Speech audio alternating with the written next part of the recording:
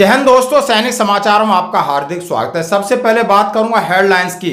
OROP 3 पर PCDA का क्या है जवाब, क्या बोला उनके अधिकारी ने और उनके कर्मचारी ने। आपको ऑडियो भी सुनाऊंगा और क्लियर जो ब्रिगेडियर साहब से बात हुई है उसके कुछ अंश दिखाऊंगा।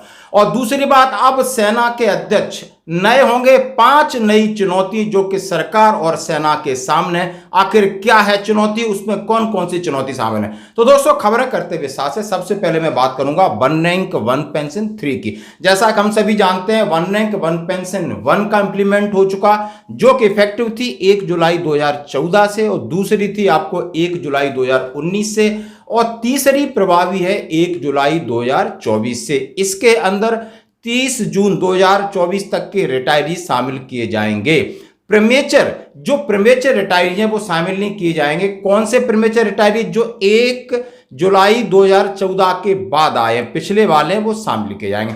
अब मेरा ये जो आपके सामने सवाल है, क्या ये 1 जुलाई 2024 से प्रभावी है, क्या इंप्लीमेंट हो रही है, इसके लिए क्या जवाब है। सबसे पहले आप ऑडियो जो कि कल उनसे बात हुई, पीसीडीए के कर्मचारी ने कहा वन रैंक वन पेंशन का जो 3 का रिवीजन है, जो जुलाई से इम्प्लीमेंटेशन है 2024 से।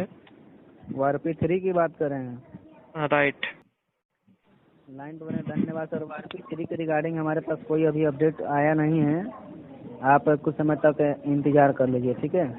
नेक्स्ट मंथ से इम्प्लीमेंटेशन है, इसलिए मैं थोड़ा सा जानकारी के लिए फ़ोन किया था। हम पाएंगे सर, अभी वारपी के 3 के लिए हमारे पास कोई अभी अपडेट नहीं आया है। अच्छा। कोई भी रिकमेंडेशन का कोई भी लेटर इशू नहीं है ना? हमारे पास सर जानकारी नहीं है, इसके लिए आपको मैं कंफर्म नहीं कर पाऊंगा, वेट कर लीजिए। कब तक कॉल करूँ सर? ठीक सर, आप जब भी कॉल करें आप कॉल कर सकते हैं, चाहे जो हमारे पास आपको बताई जाएगी। Okay sir. कि मेरे पास आधिकारिक अभी ऐसा कोई नोटिफिकेशन नहीं आया है, लेकिन 100 दिन के एजेंडे में ये शामिल है। तो आप ऑडियो की थोड़ा सा आपने सुना। अब मैं बात कर रहा हूं ब्रिगेडियर आर विनायक साहब, VSM. This message was going around on WhatsApp, यानी 16 जून को 4:07 शाम को ये मैसेज आप किसी लॉबी में फ्लोट हो रहा है व्हाट्सएप ग्रुप में। उसमें क्या लिखा है कि एज कन्फर्म बाय एन अफसर of PCDA Prayagraj, implementation of OROP 3 with effect from 1 July 2024 is part of 100 days agenda of Modi government 03। Those अफसर हु सुपरनाउंटेड बिटवीन 31 जुलाई 2019 से 30 जून 2024 will not gate arrear for this period. उन्होंने कहा है कि ये गुड न्यूज है कि पीसीडीए के एक अधिकारी ने कंफर्म कर दिया है प्रयागराज से कि आपकी ओआरओपी 3 है वो 1 जुलाई 2024 से प्रभावी है और 100 दिन के एजेंडे में शामिल है। उन्होंने कहा है जो पीछे का जो आपके 2019 से और 24 तक का जो पीरियड है, जो लोग उसमें शामिल नहीं किए गए थे ओआरओपी 2 में, उनको पिछला एरियर नहीं मिलेगा। आगे इंपॉर्टेंट चीज क्या की उन्होंने, those who are retiring after 1 July 2024 will have to wait for another 5 years for this major jump and pension their arrear. उन्होंने कहा ये 30 जून 2024 तक के लिए प्रभावी है। ये तो कोई जुलाई में रिटायर्ड होगा, वो अगला 29 में संभव। अब 16 तारीख को 6 बजे ब्रिगेडियर विनायक साहब से बात हुई है, फिर उन्होंने चेक किया है ओआईसी पेंशन सेल पीसीडीए से क्या चेक किया है। 17 जून को 1 बाउंड पर, यानी दोपहर में उन्होंने चेक किया। Lieutenant colonel Ranjan Kumar, OIC pension cell PCDA. Jai Hind sir, OROP 3 is likely to be implement as per secretary DSW. उन्होंने कहा है ओआरओपी 3 लाइकली भी इम्प्लीमेंट डायरेक्ट, उन्होंने कहा है डीएसडब्ल्यू। उन्होंने कहा है PCDA Prayagraj is also on the job to prepare circular of OROP 3। उन्होंने कहा है पीसीडीए इसका सर्कुलर तैयार कर रहा है, डीएसडब्ल्यू से डायरेक्शन मिल गए, जो कि आप सर्कुलर होपफुली 777 होगा। Let see when we receive government order for implement of OROP 3।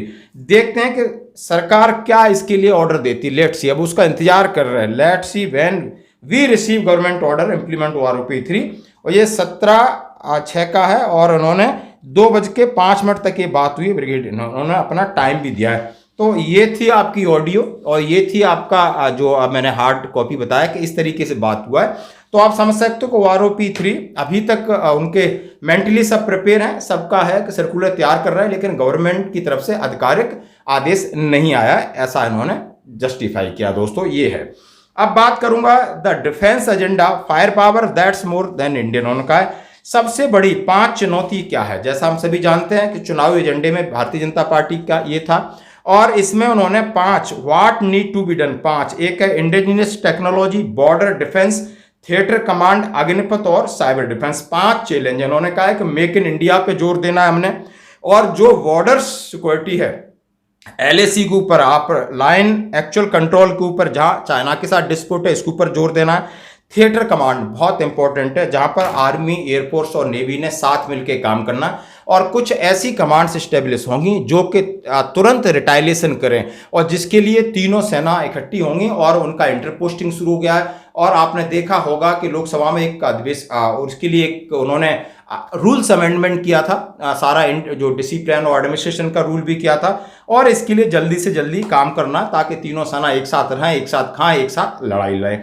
और बड़ा इंपॉर्टेंट मतलब अग्निपथ का the recruitment scheme has been politically hot potato. It must be evaluated and refined after getting feedback from the military. आज की news है, आप ये कह रहे हैं, जैसा कि मैं इसके ऊपर इसलिए फोकस कर रहा हूं कि सरकार ने कहा कि अभी ऐसा कुछ नहीं, लेकिन सरकार आर्मी से इंटरनल सर्वे करा रही है, ये सत्य है। और आज भी ये टाइम्स ऑफ इंडिया कह रहा है कि बिल्कुल सत्य है।